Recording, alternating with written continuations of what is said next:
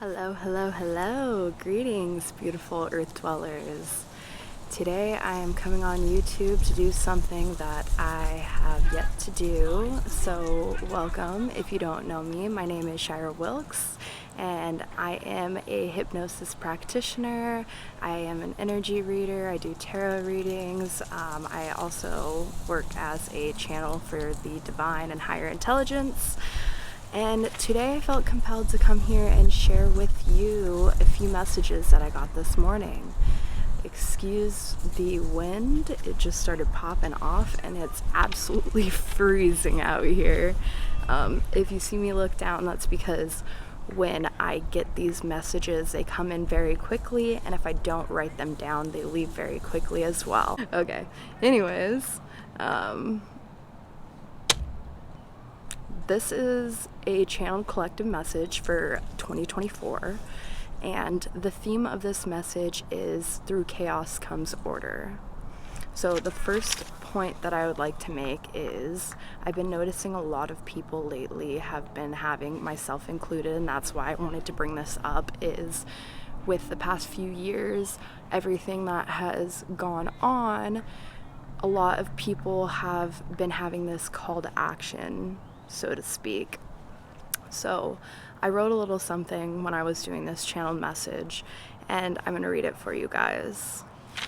We all have gifts, and like individual strings to a web, we all add value to the whole. Many of us are being called to use these gifts right now because shit's about to get turbulent. We need to guide each other through this. So what I'm talking about, if you don't know, is in 2024, I mean, it's already happening already, but I feel like it's about to get amplified. In 2024, we're going to continue having mass awakenings, and with those mass awakenings comes, the opposite end of the spectrum, desperation to repress through fear. And this is a really big one. I'm already seeing this on a really, really intense level. And honestly, if I'm being real with you guys, it kind of sucks because I see it happening to a lot of people who I love. I'd like to note that it's important to recognize that everybody is on their own individual journey with this. You can't force anybody to change, right? You can plant seeds and give them love, but you can't force anybody to change.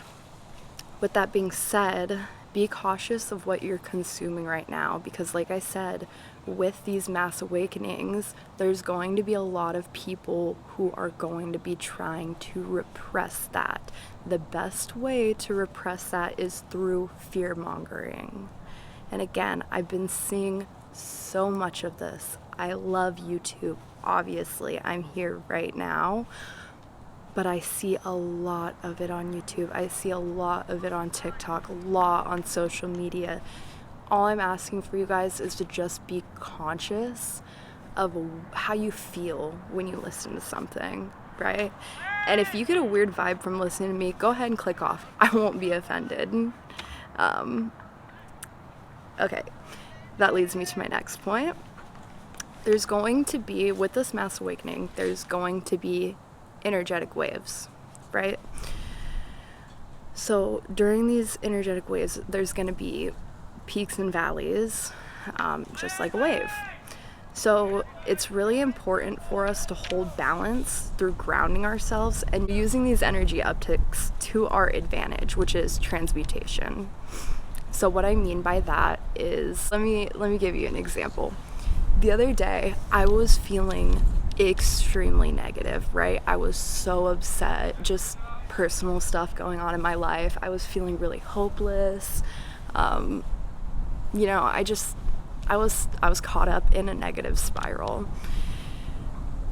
From there, frustration is a good indicator that you're at a choice point, right? So what I mean by a choice point is, think about it like a fork in the road. So you're coming up and there's two different ways you can go with it. So you can either go left and, continue the spiral, let the frustration get to you and just keep going down and down and down until you dig yourself in an energetic hole. Or you can use that frustration and transmute it into something positive. So for instance, what I mean by that is I caught myself in this negative spiral, right? I felt hopeless. What I decided to do from there was to pick one thing that I can change about my circumstances in that moment that I have control over that will make me feel better. Most of the time for me, that's cleaning something, right? Because I just feel so much better when I have a clean space. I can go on about that, a different time, how our spaces reflect our internal mind, but I feel so much better when I have a clean space. So I picked that as my one thing that I could control in that moment. So what I do, I was full of frustration. So I turned on my speaker, I bumped some rhythm, like Subtronics, if you know, you know. I was bumping some Subtronics and just like going hard, like head banging, cleaning my room, just like I started decorating. I ended up having such an amazing time. And that I feel like is a really good example of using that energy and transmuting it into something positive.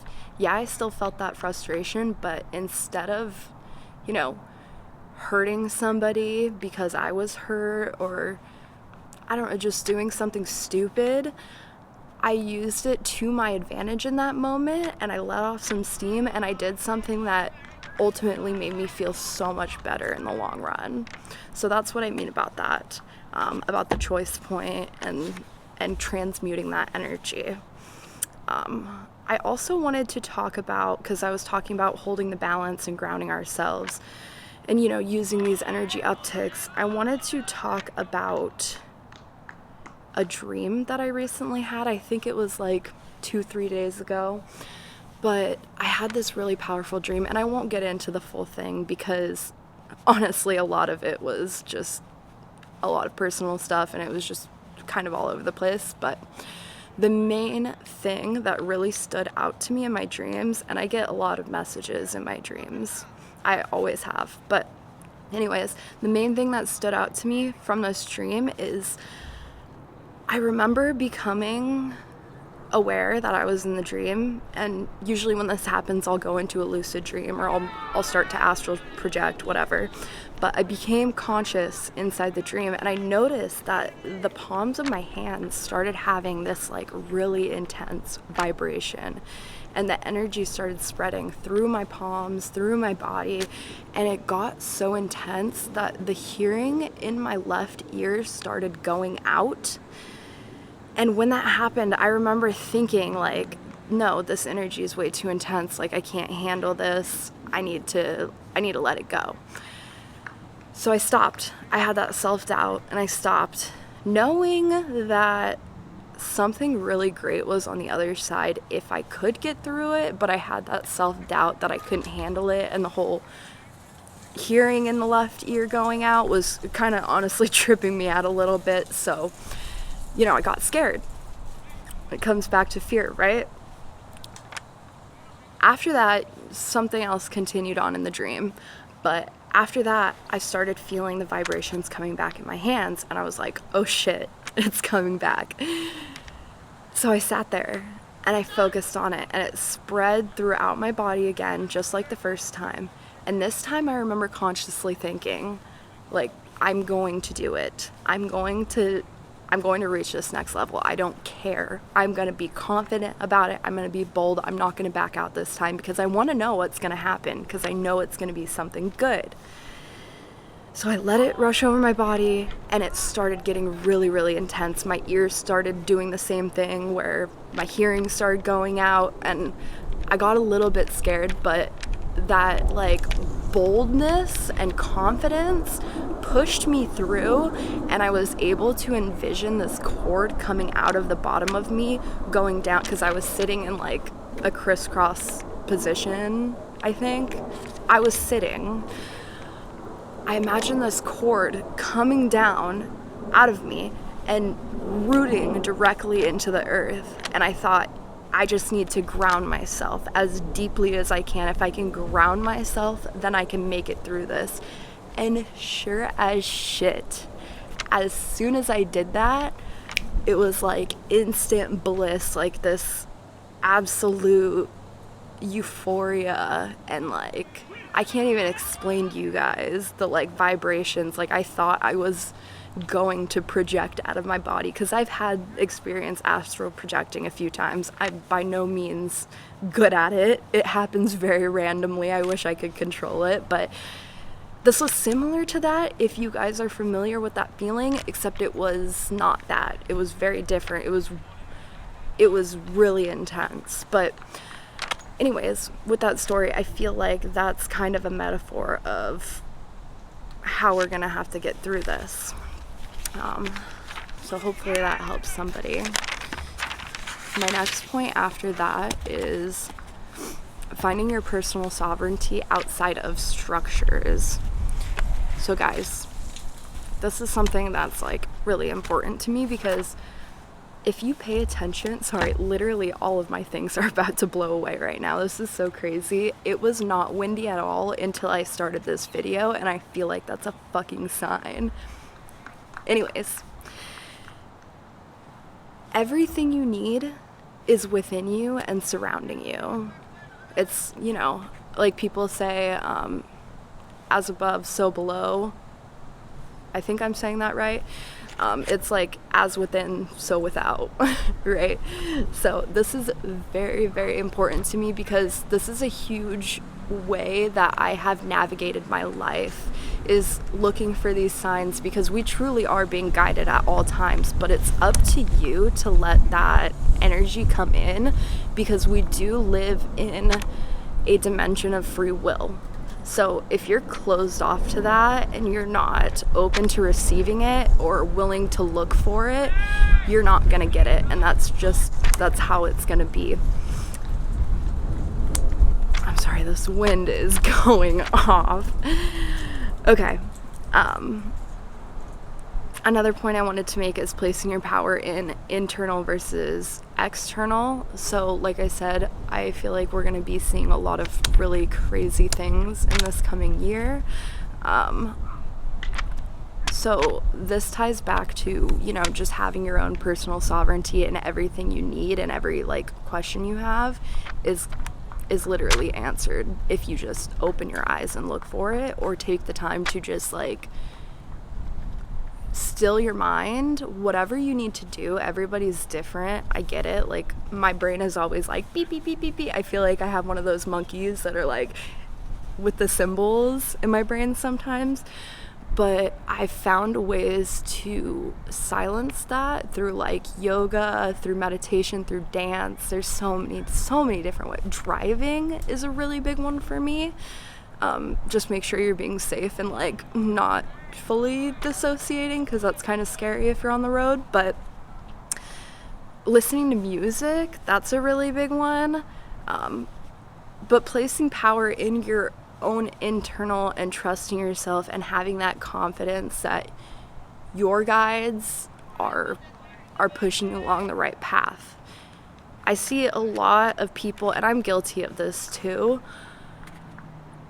If I want an answer to something, I quickly go to my phone and I'm looking for like resources from anywhere, and this just ties back to like, you'd never know where the source is coming from, right? So if I find some random website, it may seem like it's trying to do good for me, but I don't fucking know. I trust my own inner guidance more than that, right?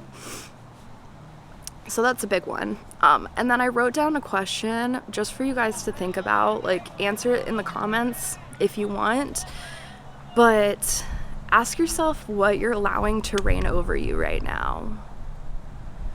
Like, what in your life is holding power over you right now? It could be anything.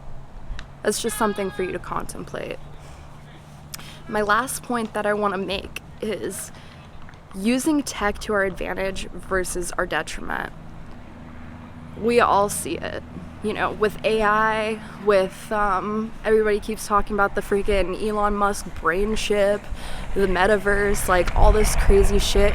We are becoming more and more technologically advanced. And I'm not by any means saying to fear that, but we need to be, with this advancement, we need to be conscious of using it as a tool, right? And not letting it take over our lives. Very, very important. If you guys are interested in like lost knowledge, look into Atlantis. Read about Atlantis. Dolores Cannon has a lot of really good past life regressions from clients that talk about Atlantis and the downfall of Atlantis, and it's a similar vibe to what we're about to go through right now. And I'm not saying that in a negative way, like we're gonna get destroyed. I'm saying that we're approaching a choice point. Just like I was saying before, we're coming to a fork in the road. That's why I'm here telling you guys this, because it's very important that we all be aware of it.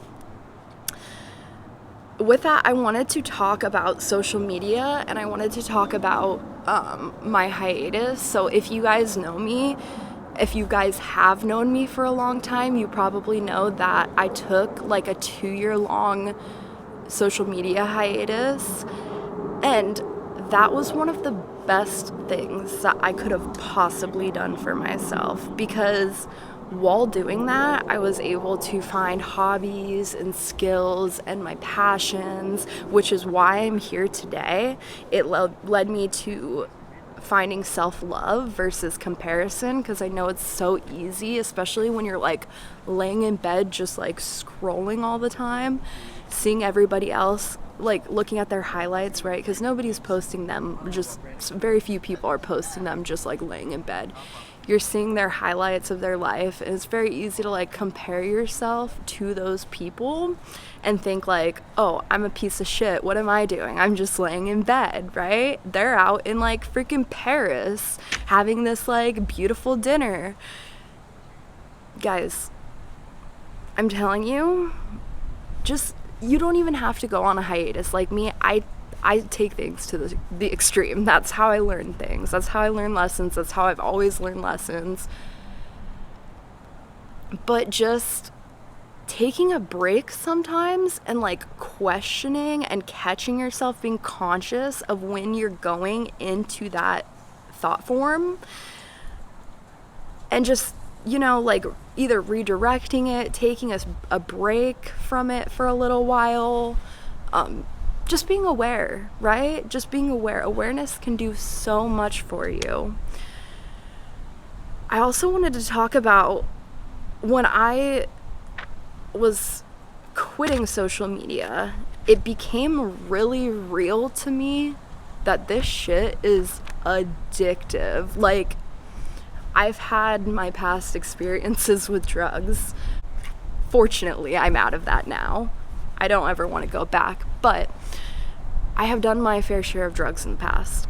I know how it feels to get dependent and addicted to a drug and then come off of it. And it's literally the same feeling that I was getting when I quit social media. I would constantly grab my phone and go to open Instagram, even though I didn't have Instagram on there.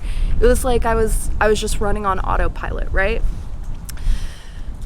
So because of this addiction, I don't think a lot of people recognize that you are constantly, not only are you being overstimulated by social media itself, because you guys look at it, it's like, oh my god, it's crazy now. The amount of ads that we get, that can be a whole other video. The amount of fucking ads that we get on social media is like, it should be illegal. There's so much going on, you know, bright colors. They do all this on purpose to get you addicted to it. But that, along with you already being addicted to it and having those habits in place, creates so much overstimulation in your life, and that creates anxiety.